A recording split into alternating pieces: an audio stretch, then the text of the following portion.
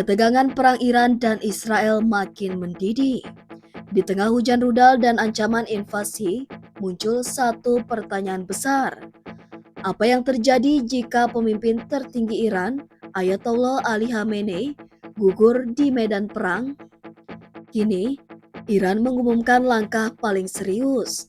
Mereka telah menyiapkan 3 calon pengganti untuk memimpin negeri para Mullah bila Khamenei terbunuh. Siapa mereka? Apa dampaknya bagi masa depan Timur Tengah?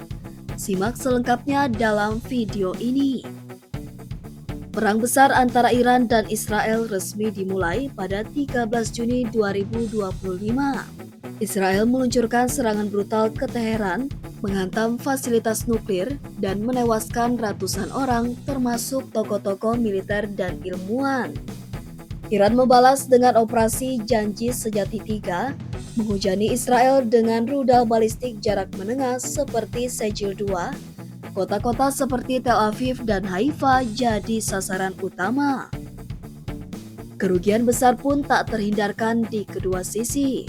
Rantai komando Iran terpukul, tapi tetap bertahan. Skenario terburuk kini benar-benar dipertimbangkan oleh Iran.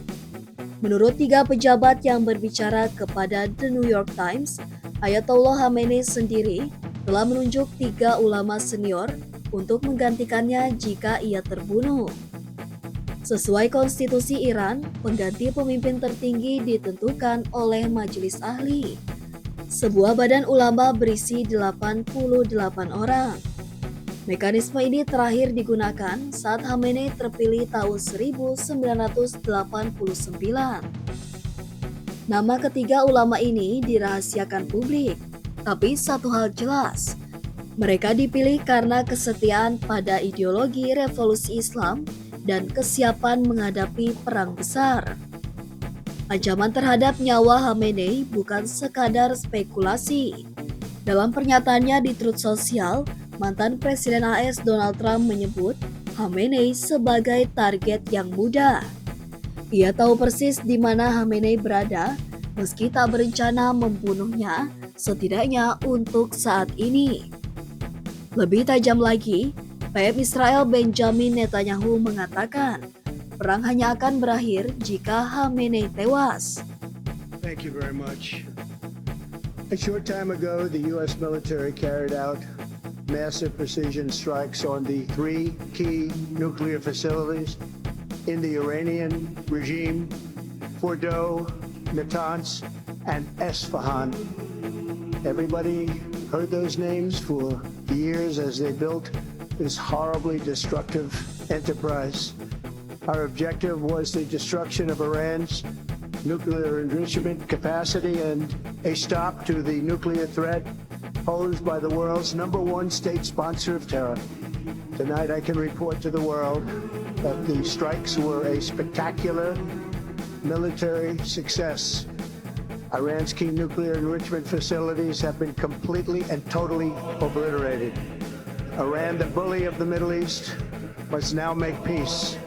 If they do not, future attacks will be far greater and a lot easier. For 40 years, Iran has been saying death to America, death to Israel. They have been killing our people, blowing off their arms, blowing off their legs with roadside bombs. That was their specialty. We lost over 1,000 people, and hundreds of thousands throughout the Middle East and around the world have died as a direct result of their hate. In particular, so many were killed by their general, Qasem Soleimani. I decided a long time ago that I would not let this happen. It will not continue. I want to thank and congratulate Prime Minister Bibi Netanyahu. We worked as a team like perhaps no team has ever worked before. And we've gone a long way to erasing this horrible threat to Israel. I want to thank the Israeli military for the wonderful job they've done. And most importantly, I want to congratulate the great American patriots who flew those magnificent machines tonight, and all of the United States military on an operation the likes of which the world has not seen in many, many decades. Pernyataan ini memicu kecaman internasional dan mengundang peringatan keras dari Rusia. Juru bicara Kremlin Dmitry Peskov memperingatkan, jika Khamenei dibunuh, kami akan merespon dengan sangat buruk. Cina juga angkat bicara, menolak jalur militer dan menuntut penyelesaian damai atas konflik nuklir Iran. Dunia kini berada di ujung tanduk dan salah langkah bisa memicu eskalasi global. Meski mengalami pukulan berat, Iran tetap menjamin stabilitas internal.